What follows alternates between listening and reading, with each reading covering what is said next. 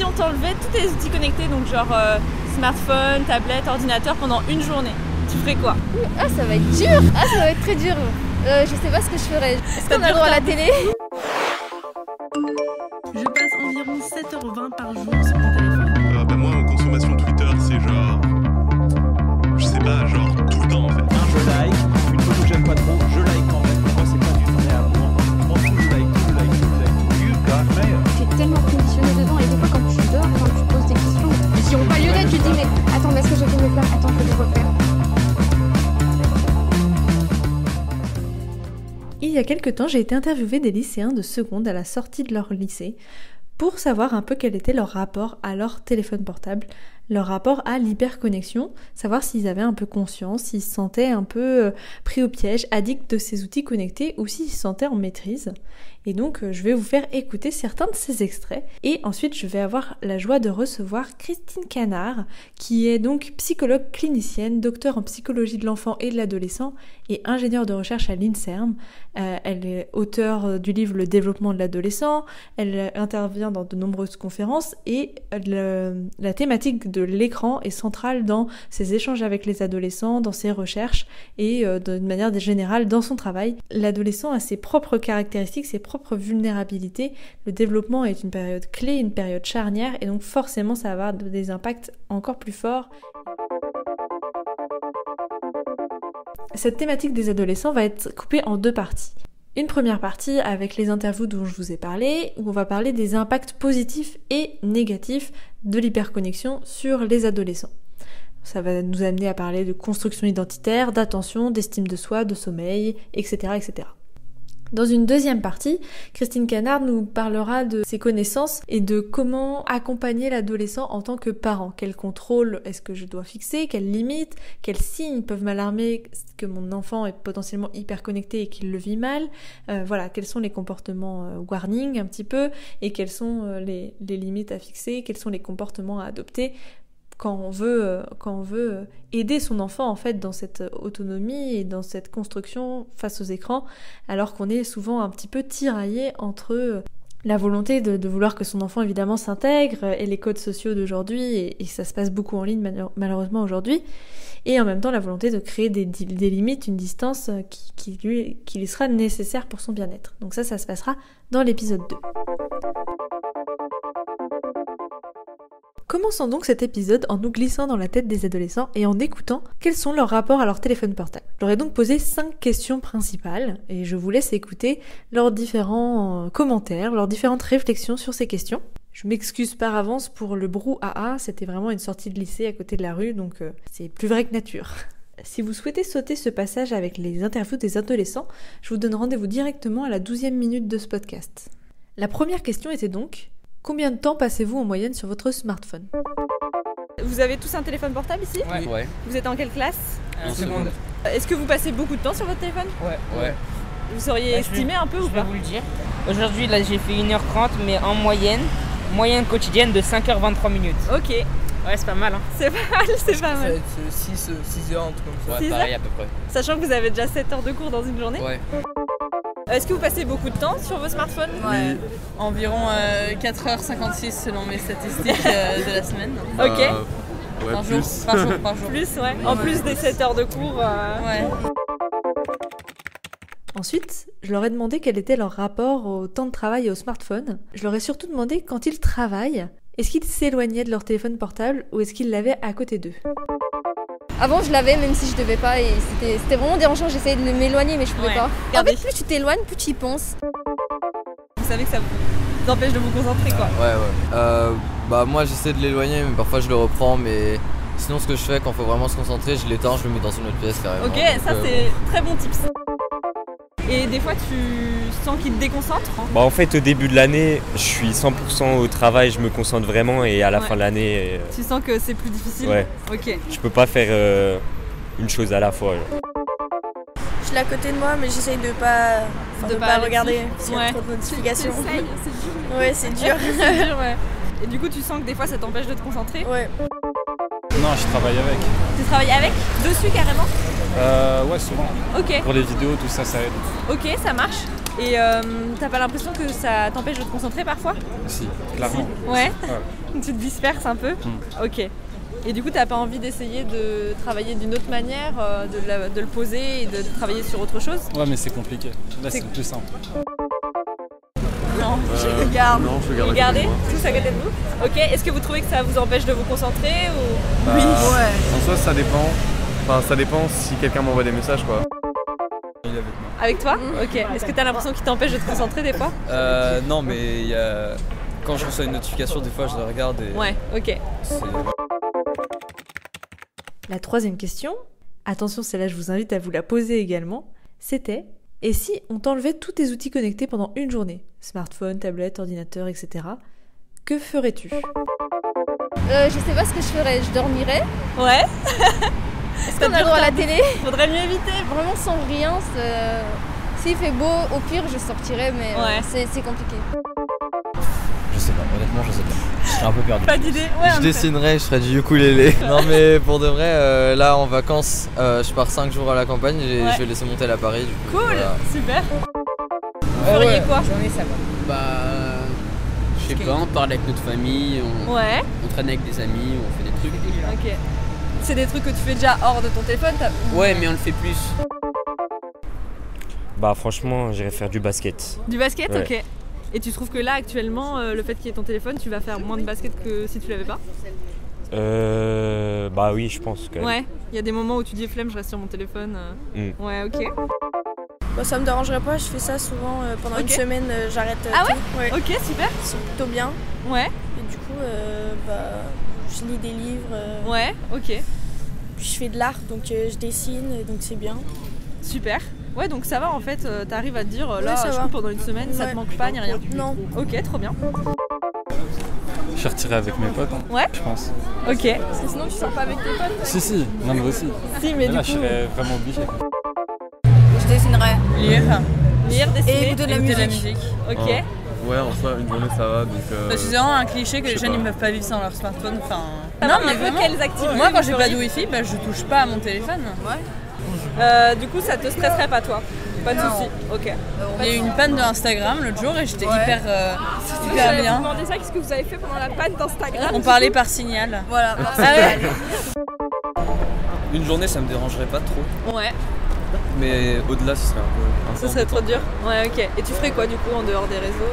Je sortirais avec des potes. Ouais. Ce serait un peu bizarre, c'est un peu difficile de les contacter comme j'aurais pas de smartphone, mais sinon ça va. Quatrième question. Pourquoi vous vous connectez? Quelle est l'impulsion qui fait que vous vous connectez? Que recherchez-vous dans ces moments? C'est surtout pour parler à des gens. Pour parler à des gens? Ouais, ok. Moi franchement c'est automatique, parfois j'y vais sans raison. Ouais. Du coup bon, voilà. Et tu regrettes après? Bah je regrette après quand je vois le temps que j'ai passé, du coup ouais, bon voilà. T'aimerais passer 10 minutes et ciao et en fait tu passes une heure quoi. Pour passer le temps aussi. Ouais, pour passer le temps? Ouais, passer le temps. Toi aussi c'est ce que t'as dit? Ouais, et puis c'est un plaisir aussi je trouve. Je sais pas, ça je saurais pas trop. C'est dur à savoir en fait. Ouais. Faudrait se mettre mais... Faudrait essayer quoi. J'ai quand même du mal à décrocher des fois. Ouais, ok. Ça peut être, bah souvent c'est pour le social. Ouais, pour discuter avec les choses. Ouais, avec mes amis, ouais. Et parfois c'est quand je m'ennuie. Hein. Quand tu t'ennuies? Ouais, quand je ok. m'ennuie.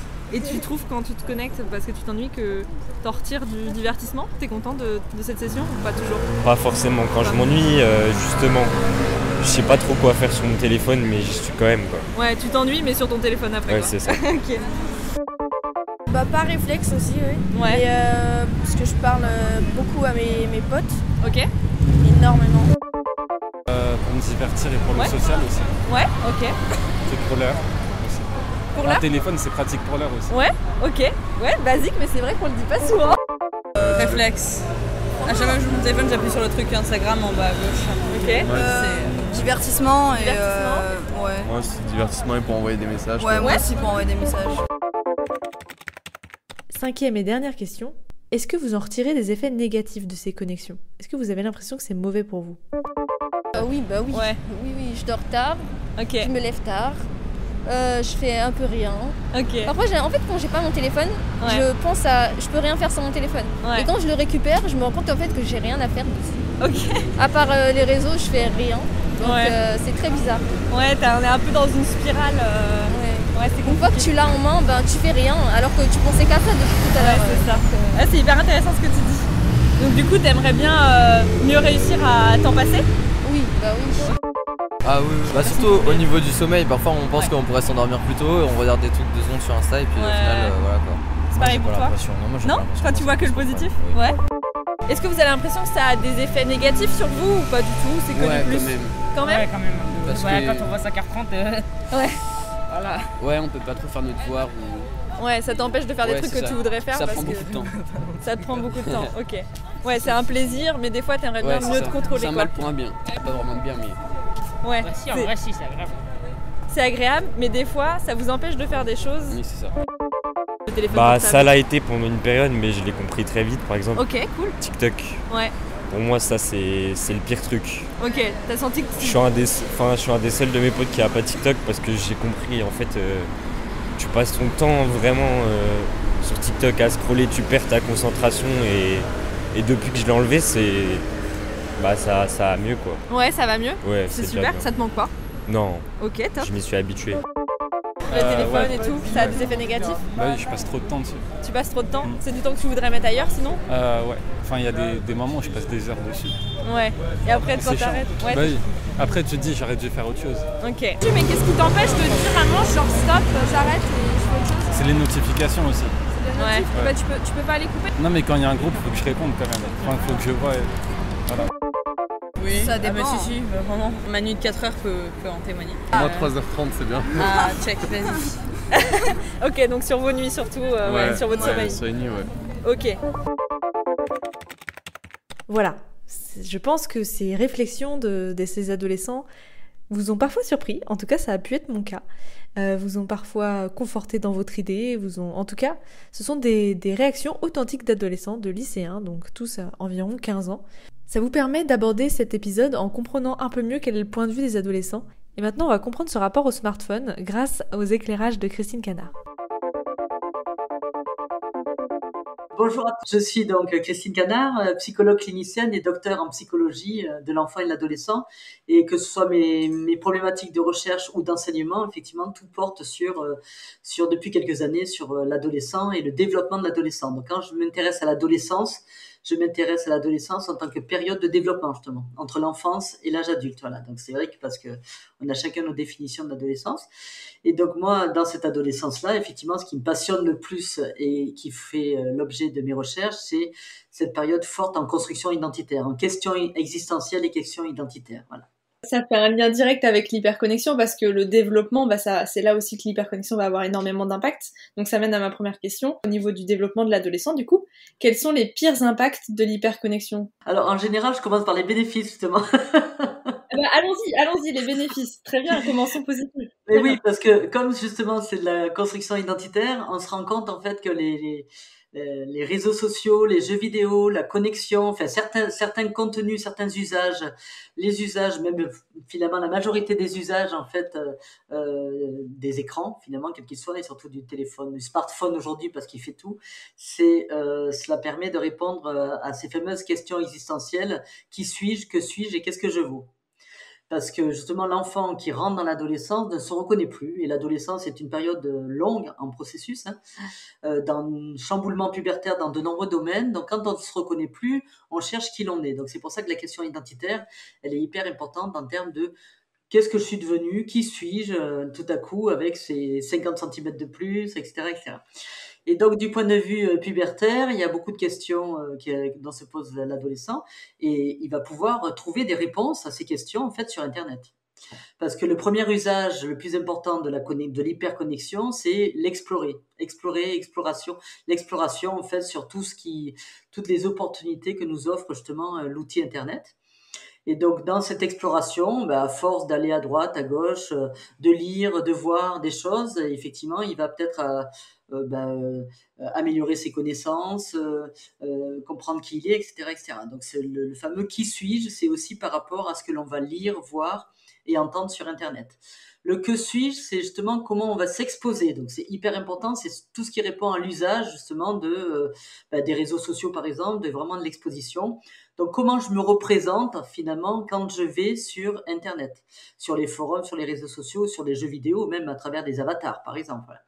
Donc c'est super intéressant et c'est un gros bénéfice effectivement pour l'adolescent, même si on verra après que c'est ce qui crée aussi l'impact négatif. Mais de se cacher derrière un avatar, de choisir un avatar qui correspond soit à une métamorphose totale, soit à une identification, une représentation complètement assumée de soi, c'est deux choses différentes. Ça en dit beaucoup justement sur la construction identitaire de l'adolescent. Ensuite, quand on est sur les réseaux sociaux, on va réfléchir un petit peu à la façon dont on va vouloir se présenter. Hein. Est-ce que ça va être là encore complètement glamourisé tout ça, ou est-ce qu'au contraire ça va être complètement ma vie de tous les jours? Et on le voit bien sur tous ces influenceurs, tous youtubeurs, enfin il y a de tout. Il y en a qui racontent leur vie concrètement, quoi, même si c'est pas du tout intéressant, mais voilà, qui vont rien changer de leur vie quotidienne. Et puis il y en a d'autres au contraire qui vont complètement glamouriser. Et là, l'impact négatif, ça va être justement que les adolescents croient que tout le monde est heureux autour de lui ou autour d'elle. Voilà. On y reviendra tout à l'heure. Et en fait, la troisième question, qu'est-ce que je vaux? C'est ce qui renvoie à l'estime de soi, donc à l'évaluation de soi. Est-ce que je suis satisfait de moi-même? Et là, pareil, le qu'est-ce que je vaux, c'est beaucoup aussi malheureusement par le biais des réseaux sociaux, par le biais mais pas que des applications ludiques ou éducatives. Enfin, chaque fois qu'on fait quelque chose maintenant sur Internet, il faut évaluer, il faut être évalué. C'est le nombre de likes, c'est le nombre de commentaires, c'est le nombre de vues, c'est la flamme qui s'enflamme pendant longtemps, etc., etc. Donc, à travers tout ça, malheureusement, que ce soit conscient ou inconscient, l'adolescent est toujours en train de s'évaluer. Alors, c'est bénéfique quand c'est positif, évidemment, quand on a effectivement beaucoup d'amis, de vrais amis, quand ça prolonge l'amitié diurne, voilà, qu'on a des choses à faire, qu'on connaît les opportunités, qu'on profite de cette évaluation positive autour soit des jeux vidéo, soit des réseaux sociaux, ça c'est sûr que c'est positif. Maintenant, voilà, ça c'était les bénéfices qu'on pouvait en tirer déjà de cet usage des écrans, d'accord? Ça satisfait vraiment les 3 besoins psychologiques de base: se sentir autonome, être satisfait, être récompensé, besoin de récompense, donc besoin d'autonomie et besoin d'affiliation. Plus vous êtes effectivement affilié, et ça c'est le but de toute l'hyperconnexion, plus vous êtes affilié, plus vous répondez à un sentiment de psychologique de base, vraiment fondamental, qui est le besoin d'être connecté aux autres, d'être affilié, d'être attaché. Mais connecté au sens social, c'est en train de malheureusement être compris aujourd'hui comme justement l'adolescent a besoin d'être connecté. Et donc tous les gamins qui sont hyper connectés sur les réseaux sociaux se sentent légitimes par rapport à ça. Ça, c'est un peu le problème, je trouve.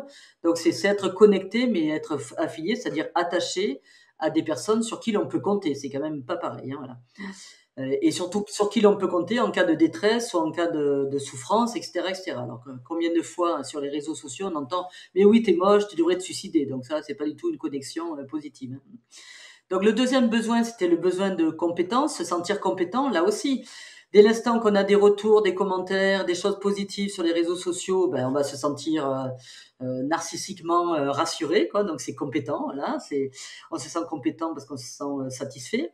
Et ensuite, le troisième, sur les jeux vidéo, encore mieux, parce que c'est eux qui choisissent les jeux vidéo dans lesquels ils sont bons quand même, ou dans lesquels ils vont être aidés avec des ressources extérieures. Donc c'est pour ça que plus c'est connecté, plus on est affilié là aussi, plus on va avoir des aides pour progresser dans les étapes du jeu vidéo. Donc ça, c'est extraordinaire pour se sentir satisfait. Et se sentir satisfait et compétent, voilà.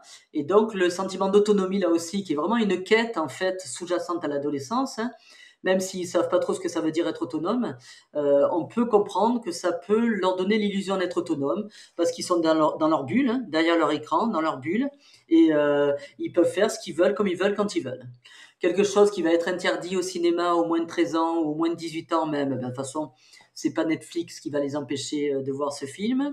Un jeu vidéo là qui a les critères aussi interdits aux 13 ans ou 15 ans ou 18 ans, c'est pareil.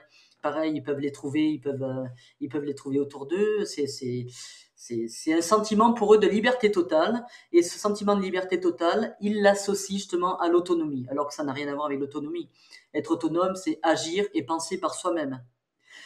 Comme je leur dis toujours dans les conférences ou dans les classes, là, je leur dis, mais je comprends même pas que vous suivez autant d'influenceurs alors qu'ils n'ont aucun scrupule à s'appeler influenceurs.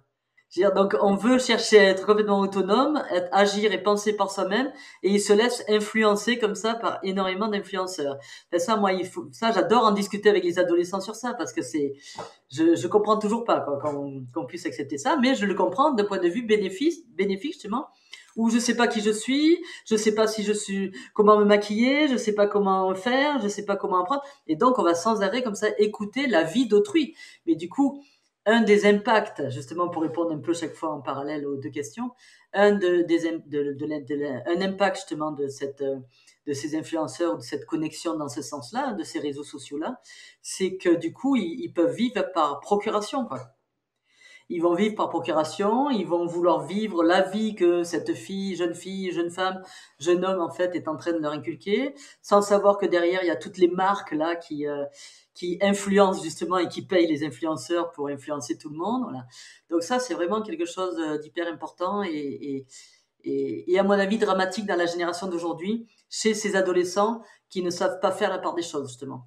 Qui n'ont pas la capacité, les compétences et numériques et cognitives et affectives pour faire le tri entre ce que j'entends de certains influenceurs, pourquoi pas, hein, après tout, voilà, qui peuvent être bonnes pour moi, plutôt que d'imiter totalement, de copier totalement, au lieu de se poser la question sur qu'est-ce que ça m'apporte à moi, est-ce que je suis toujours le même si je fais ce qu'il me dit, est-ce que je ne suis pas quelqu'un d'autre, voilà. Et c'est là que de point de vue identitaire, ça n'apporte rien, au contraire, ça peut apporter des choses complètement négatives. Et quand vous leur parlez là des influenceurs et que vous leur expliquez un petit peu ce paradoxe, comment est-ce qu'ils réagissent en général ? Alors il y a des filles qui me disent tout de suite, mais c'est des influences positives, madame, hein, voilà. J'aime bien quand on m'apprend justement à me maquiller et tout ça. J'aime bien savoir ce qu'il faut faire, ce qu'elles font dans leur journée pour me donner des idées. Voilà. Ça, c'est des âges où on appelle ça nos confusions identitaires. C'est que justement, je sais pas trop qui je suis, mais en plus, je sais même pas ce que j'ai envie d'être. Voilà. C'est un peu comme les populaires dans une cour de récréation, quoi. On va essayer d'être amis des plus populaires parce que c'est bien d'être populaire. On a besoin comme ça d'être reconnu. Enfin voilà. Et dans ces cas-là, pour moi, les populaires d'une cour de récréation, c'est les influenceurs du numérique, quoi. C'est pareil. Et donc il y en a qui vont complètement faire n'importe quoi à tout prix pour être comme ces filles populaires là, pour être enfin reconnues et regardées par les autres, alors que ça correspond pas à leurs valeurs, ça correspond à rien du tout, quoi. Voilà. Donc c'est ne pas être soi-même. Donc moi, je discute vraiment beaucoup autour du concept de soi, quoi. Donc voilà, ils me disent, mais quand même, c'est des influences positives. J'ai dit, oui, mais c'est influence quand même, quoi. C'est quand même une influence. Donc ça veut bien dire quelque chose, influencer. Ça veut dire quand même qu'on peut tenir compte de ce qui se dit, mais on peut aussi complètement être tenté de ne pas résister à cette tentation, comme on le disait tout à l'heure. Ouais, c'est ça. C'est-à-dire qu'à partir du moment où on cherche pas à avoir une critique sur ce qu'on voit, où on se laisse porter par les contenus qui défilent, on va complètement être imprégné et oublier et pas savoir qui on veut être en tant qu'adolescent, adolescente et en tant que futur adulte, quoi. Exactement, ça peut même créer beaucoup de confusion parce qu'à force de voir plusieurs influenceurs qui peuvent avoir des idées différentes, tout ça, c'est pour ça que ça peut être bénéfique d'un point de vue esprit critique, en disant tiens, je vais regarder. De même quand on lit des romans où soit on se conforte au héros, soit au contraire on s'en oppose, ça nous apprend toujours des choses sur nous. Voilà. Au cinéma, pareil, ça peut toujours nous apprendre des choses sur nous. C'est en ce sens que c'est bénéfique dans la construction identitaire. Mais si le problème des cookies sur Internet, le problème d'Internet, c'est qu'il y a des cookies là et ça fait tourner vraiment beaucoup en boucle sur les mêmes vidéos, les mêmes personnages, les mêmes valeurs et c'est là que ça commence à être dommage pour ceux qui n'ont pas d'ouverture sur d'autres sites, d'autres même jeux, d'autres points de vue, d'autres manières de penser, d'autres manières de penser, d'autres choses qui se partagent là comme ça. Moi, j'entends sans arrêt les parents en conférence, mais il y a que Fortnite qui compte, mais il y a que ce jeu-là qui compte et ça c'est dommage parce qu'à la limite on n'est pas contre le jeu vidéo. Moi où je suis contre aujourd'hui, c'est que justement ils sont dans cette emprise du regard d'autrui, le fameux qu'est-ce que je vaux là, pour ne pas perdre mes amis, pour ne pas être rejeté du groupe, parce que alors s'il y a bien une chose qui fait peur aux ados et qui la chose qui fait le plus peur aux adolescents, c'est d'être exclu d'un groupe, justement. Donc, du coup, pour ne pas être exclu d'un groupe, on va faire comme tout le monde. Et là, les parents sont en plus vraiment embêtés. Il y a une pression énorme. Il y a vraiment des dépendances nouvelles en pensant que, mais s'il fait pas ce jeu, s'il sait pas de quoi ça parle tel film, il pourra jamais, il aura plus d'amis, il pourra jamais comprendre ce qui se passe dans la cour de récréation, tout ça. Et là, moi, je leur dis, mais n'ayez pas aussi peur que vos ados, quoi. C'est-à-dire, si on a des vrais amis, normalement, on n'est pas exclu du groupe d'amis parce qu'on n'a pas le smartphone à 10 ans, quoi, ou à 12 ans. Hein. Mais ça en est là, hein, c'est sûr. Hein. Ouais. C'est vrai que ça fait peur et ouais, c'est ça. C'est intéressant aussi d'avoir effectivement ce point de vue de parents qui vont encourager ça, ou en tout cas ne pas le restreindre à cause de cette crainte-là, effectivement. Ouais.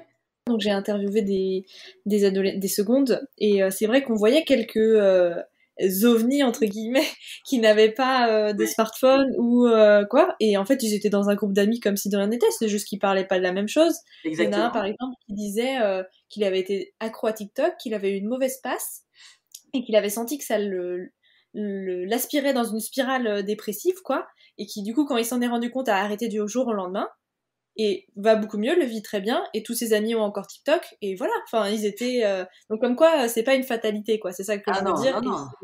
Je l'ai observé et j'en ai parlé avec certains, donc voilà, c'est intéressant aussi de rassurer à ce niveau-là comme vous disiez. Bien sûr. Dans quelle fenêtre d'âge vous considérez les adolescents? Moi, c'est à la puberté, donc c'est vrai que ça peut changer en fonction des filles et des garçons. Mais malgré tout, c'est pour ça que je disais que c'est bien une période de développement entre enfance et l'âge adulte. Ouais. Parce qu'aujourd'hui, on a l'impression qu'il n'y a même plus de pré-ado. Tant la culture adolescente, justement, autour de tout ce qu'ils visionnent sur les smartphones que des parents mettent dans les mains des plus jeunes, de plus en plus, ils deviennent ados avant d'être pubères. Mais où j'aime bien notre système éducatif, c'est que ça correspond quand même aux étapes de développement de l'adolescence, où on a le début de l'adolescence, les années collège, et là vous allez avoir une différence entre les filles et les garçons, parce que les garçons ils sont pubères à partir de la 4e, pas avant en général, en moyenne en tout cas, 14-15 ans, et il y a la transition collège-lycée qui est hyper importante, c'est là qu'il se passe énormément de trucs justement au niveau c'est très bien d'être allé interroger des secondes, parce que c'est là qu'il se passe énormément de trucs au niveau des 15 ans, là, c'est un peu atroce, ouais, au niveau du numérique. Et après, il y a les adolescents plus âgés qui sont les 17-18 ans, par exemple. Et même nous, au niveau de nos recherches sur l'adolescence, on parle de post-adolescence ou d'adultes émergents. Oui, on pourrait dire qu'on est sorti de l'adolescence, mais on n'est encore pas vraiment adulte. Et certains même pensent qu'ils sont encore pas sortis de l'adolescence. Bon, les étudiants de première année, là, que j'ai, par exemple, voilà, ils pourraient être encore largement dans l'adolescence. Mais c'est intéressant, c'est encore des questions quand même encore existentielles dans toutes les périodes de transition. Les périodes de transition sont hyper intéressantes et problématiques, effectivement, à l'adolescence, quoi. Et à 14-15 ans, le numérique, mais il est incontournable pour certaines, pour la majorité des ados, malheureusement, en pensant, mais le problème, c'est que ça biaise tout, quoi. Ça biaise toutes leurs relations, ça biaise beaucoup de choses, et il se passe énormément de choses autour de 14-15 ans, autour des comportements psychosexuels, justement, aussi. Et je pense que ça vient du fait que tout à coup, l'adolescent, garçon donc, l'adolescent, entre lui dans la puberté, quoi. Donc les hormones qui titillent, c'est pas qu'une expression. le vouloir être en couple à tout prix, vouloir sortir à tout prix, et là il se passe n'importe quoi sur les réseaux sociaux. Pour revenir sur un des impacts justement hyper importants, c'est les troubles de l'humeur, ça c'est sûr. Parce que justement on est confronté sans arrêt à ce bonheur absolu, bonheur illusoire. Sur les réseaux sociaux, on peut tout photoshopper. Il y a des ados, bien sûr, qui ont beaucoup de fric, donc du coup, qui sont sans arrêt en train de partir en voyage, d'avoir beaucoup d'activités, voilà. Et donc, bien évidemment, tout réseau social emmène des photos, emmène des vidéos et tout ça. Et ça tourne même en boucle, d'ailleurs, parce que même ceux qui ont les moyens, là, au lieu de se faire plaisir pour l'activité en soi, comme on aurait pu le faire toutes les générations précédentes, eh bien, ils en sont à compter les activités parce qu'ils disent, mais sur les réseaux, il va falloir que je mette sur mon réseau, là, voilà, telle activité, si j'en ai qu'une, ça va pas, il y en a d'autres qui en ont deux, voilà. Et on est dans la compétition permanente. Et ils se rendent pas compte qu'ils sont dans la comparaison sociale permanente. Et c'est là qu'on fait le lien avec ce qui se passe dans le cerveau, avec cette région, donc, du système limbique, là, qui est la région du système de récompense, justement, associé à cette comparaison permanente, parce que dans ce système de récompense, vous avez effectivement des régions à neurones à dopamine. Et donc, quand on est satisfait, on sécrète de la dopamine, d'accord. Enfin, c'est des neurotransmetteurs, mais disons qu'on sécrète de la dopamine, et puis bien d'autres neurotransmetteurs liés aux émotions, mais en tout cas surtout de la dopamine. Et plus on est satisfait, plus on sécrète de la dopamine, plus on sécrète de la dopamine, plus on est satisfait. Ou alors, comme comme il disait sur TikTok, comme toute addiction, parce que ça peut créer des addictions, il y a toujours besoin de plus justement pour se sentir satisfait. Et c'est là que ça va pas. Et donc, ils vont sans arrêt après passer un temps fou sur leur téléphone. Ils sont devenus complètement accros, soit aux réseaux sociaux, soit aux jeux vidéo, soit aux vidéos tout courtes. Voilà. Comme on peut l'être accro maintenant aux séries télé sur Netflix. Enfin, voilà, de toute façon, c'est pas compliqué. Une fois qu'on comprend comment fonctionne le cerveau, c'est très facile de rendre les gens accros. Voilà. Et c'est très courageux. Et oui, c'est très courageux de sa part. Moi, je les félicite cela quand je dis ça. Voilà, quand c'est pas une fatalité, évidemment. Mais je les félicite et j'apprends et je dis aux parents de les féliciter aussi parce que c'est très courageux de sortir d'une culture adolescente, entre guillemets, ces cultures numériques là, pour pouvoir être soi-même enfin et puis comprendre que ça a un impact beaucoup trop négatif sur nous. Mais c'est très courageux. Pourquoi ? Parce que justement, la peur d'être exclu du groupe est très importante. Donc, il faut avoir plus le courage de sortir de quelque chose, de sortir du groupe que de se dire j'ai pas envie de sortir du groupe. Quoi. Voilà. Donc, c'est vrai que c'est compliqué pour certains jeunes qui sont pas assez critiques ou pas assez de personnalité. L'impact négatif, il va surtout porter pour ceux qui ont une estime de soi négative, justement, le fameux qu'est-ce que je vaux là. Et c'est pour ça qu'ils ont besoin toujours de savoir ce qu'ils veulent en allant sans arrêt sur les réseaux sociaux. Voilà. Ce qu'ils valent, pardon. Et beaucoup dans les milieux défavorisés aussi, enfin socialement défavorisés, parce que ils ont besoin de montrer qu'ils sont comme tout le monde. Et donc ils vont vouloir avoir les mêmes objets que les autres, ils vont vouloir avoir les mêmes marques que les autres. Et c'était vrai, ça a toujours existé avec les marques vestimentaires, par exemple, ou d'autres comportements. À ma génération, par exemple, il n'y avait pas eu tout de numérique. Hein, voilà. Mais là, c'est beaucoup plus compliqué parce que c'est facile en un clic, quoi. De voir sans arrêt vidéo, voilà, derrière un écran, comme on le disait aussi tout à l'heure. Donc là, avec tout ça, on comprend vraiment bien pourquoi les adolescents sont particulièrement touchés par tout ça, pourquoi est-ce que c'est une cible plus vulnérable, mais aussi plus attirée par toutes ces technologies. Et du coup, voilà, comme ils sont en plein développement, il y a aussi donc des dangers qu'on a déjà commencé à citer un petit peu, mais est-ce qu'il y a d'autres impacts qui vont vraiment être liés à l'hyperconnexion ? L'attention, la perte d'attention. Et ça, il y a tous les enseignants qui le disent aussi, quoi, et c'est vrai. Parce que justement, si c'est très attractif aussi, c'est parce que c'est de l'image et du son. Et du mouvement. Parce qu'on fait défiler comme ça très facilement, voilà. Et donc, quand on dit image, son et mouvement, c'est du développement sensori-moteur, c'est l'intelligence du bébé, comme on dit. Alors, quand les parents entendent intelligence du bébé, ils ont l'impression que leur gamin était très intelligent de pouvoir se servir d'une tablette dès l'âge de 18 mois quasiment, alors qu'en fait, c'est l'intelligence du bébé, quoi. C'est-à-dire c'est sensori-moteur. Et comme ça, c'est conforté depuis la naissance quasiment, je ne te fais pas depuis la naissance, mais depuis... si, quasiment depuis la naissance aussi, en fait, depuis qu'on est en train de qu'on voit et qu'on entend, quoi, voilà, et puis après dès qu'on commence à crapahuter partout.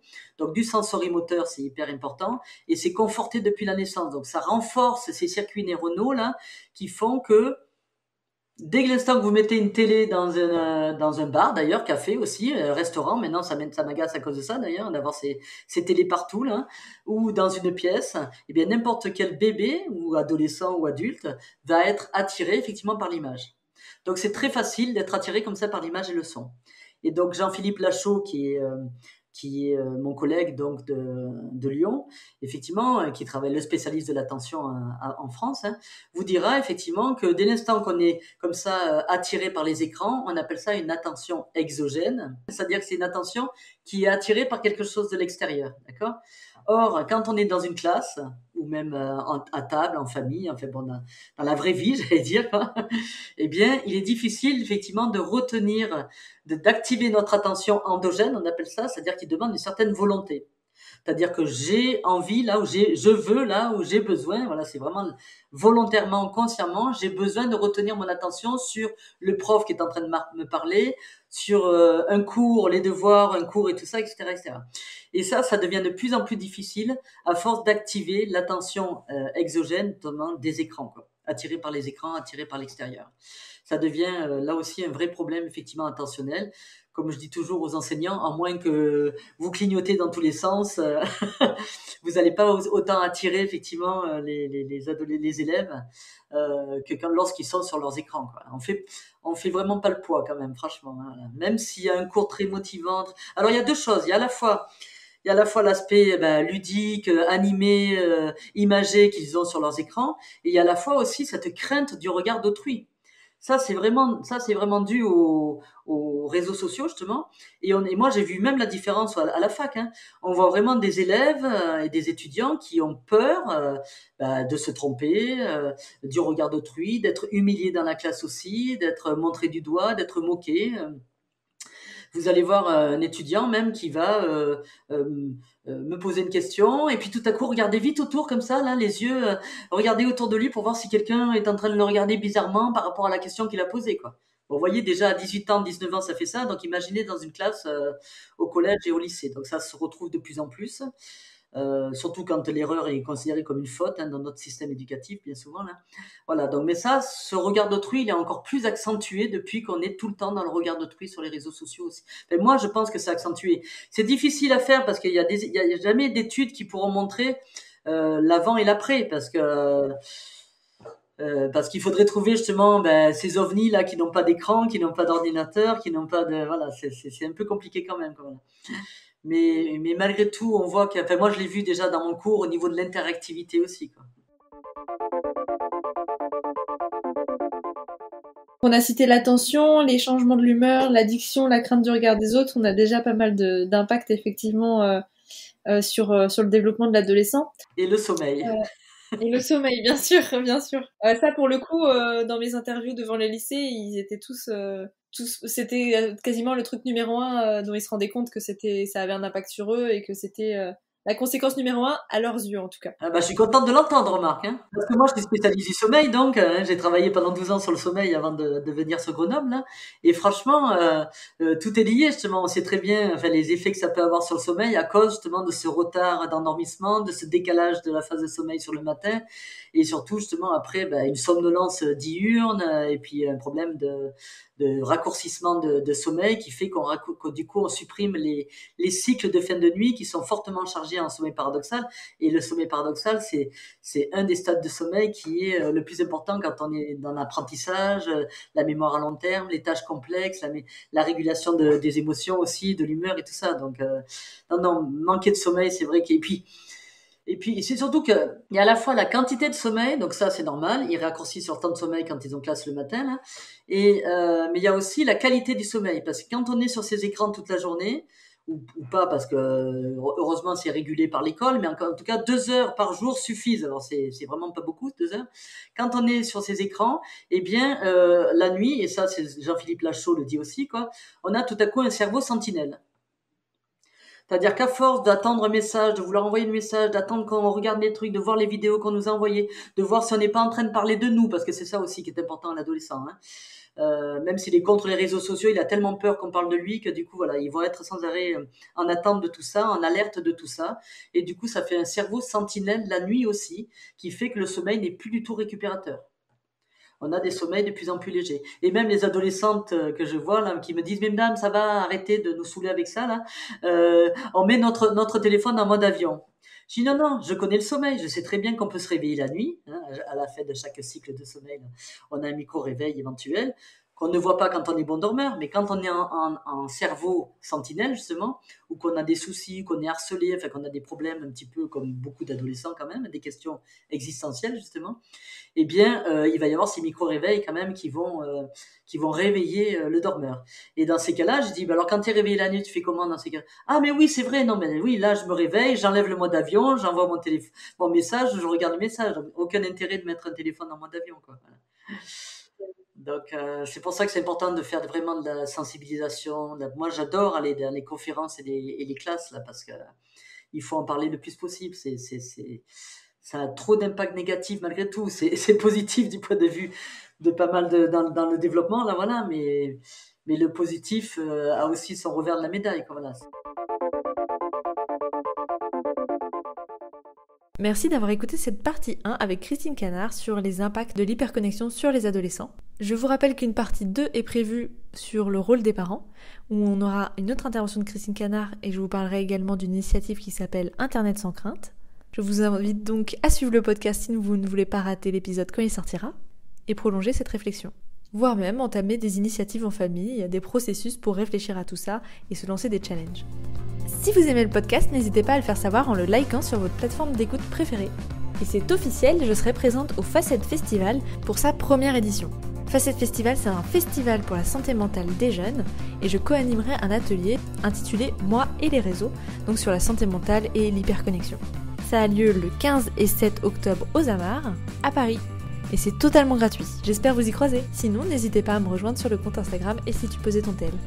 Et pour le challenge de cet épisode, nous allons revenir sur une question que j'ai posée au début aux adolescents, à savoir, que feriez-vous si vous aviez une journée sans aucun outil connecté, sans smartphone, tablette, ordinateur ou quoi que ce soit? Eh bien, posez cette question en famille, posez-la à vos adolescents, débattez, et ensuite, décidez de programmer une fameuse journée déconnectée.